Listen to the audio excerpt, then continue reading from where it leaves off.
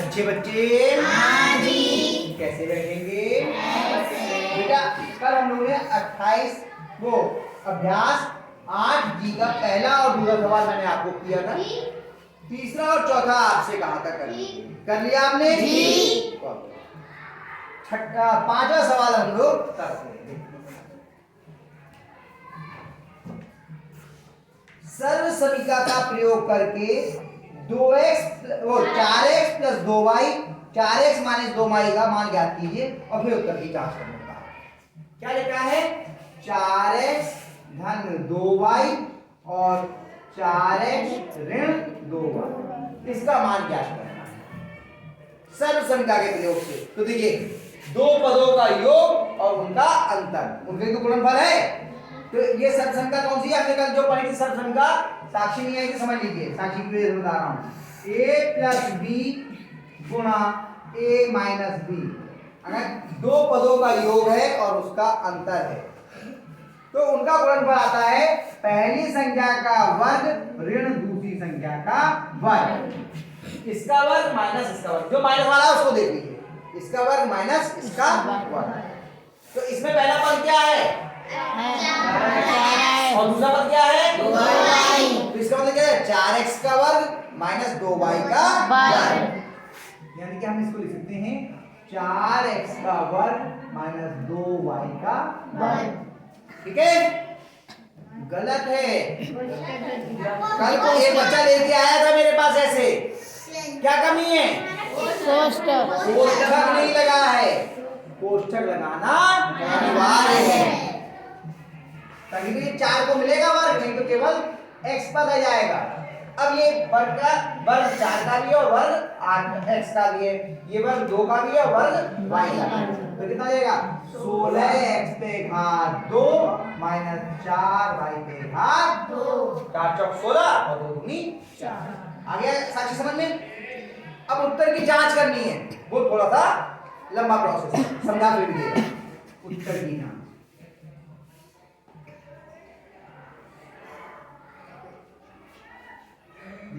पहले हमने पूरा लिख लिया 4x धन 2y 4x ऋण 2y और आगे हो गया 16x पे घात 2 माइनस 4y पे घात 2। निकाले इसका मान निकल के जी। उत्तर की जांच करने के लिए हम बाएं पक्ष में और दाएं पक्ष में दोनों में चर के मान रख करके देखते हैं और देखते हैं दोनों के मान एक से आए या फिर नहीं। तो पहले कौन सा लेते हैं?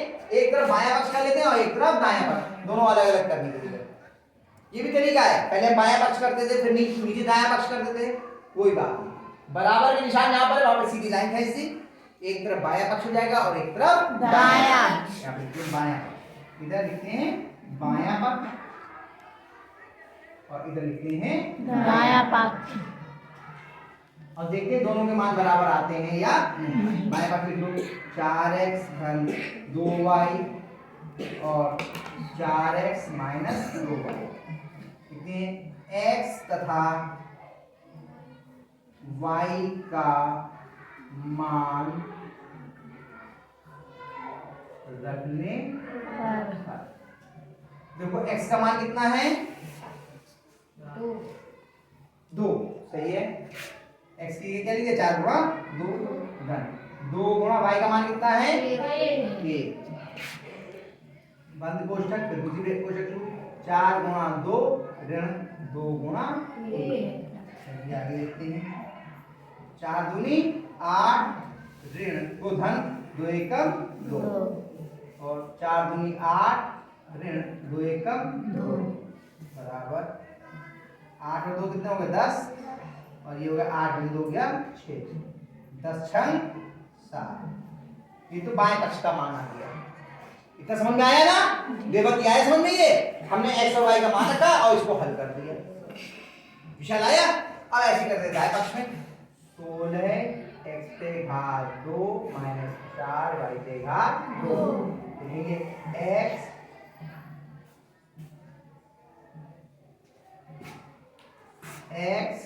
तथा y का मान रखने पर। तो 16 गुणा 2 की घात 2 माइनस 4 गुणा 1 की घात 2 ऐसे लिखेंगे। x की जगह 2 रख दिया और y की जगह पे 1। स्वाति आ रहा है?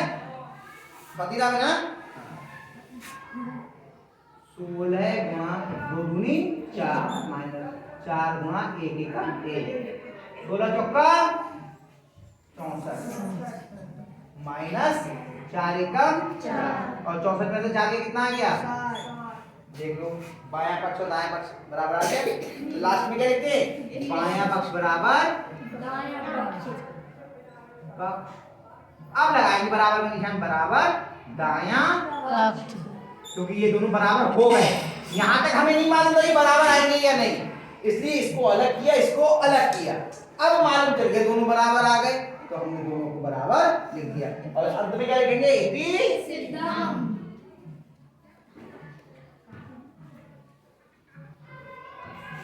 आया समझ में? आया? आया तो कल आई नहीं थी, उसे तो आने का मतलब ही नहीं है। आया नानी बेटी? ठीक। अब ये छठा और सातवां सवाल आप प्रयास करना, नहीं आएगा तो मैं आपको बताऊंगा। अब हम लोग करते हैं सीधे आठवां सवाल। 8 मिनट आ जाइए यहां पे। 8वें सवाल में है कि सर्व समीका का प्रयोग करके निम्नलिखित का मान ज्ञात कीजिए।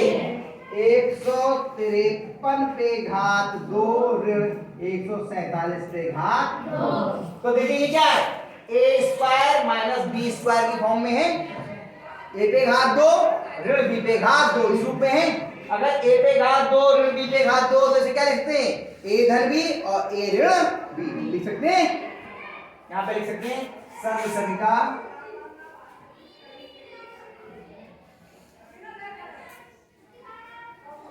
a पे घात 2 ऋण b पे घात 2 बराबर a धन b और a ऋण b का प्रयोग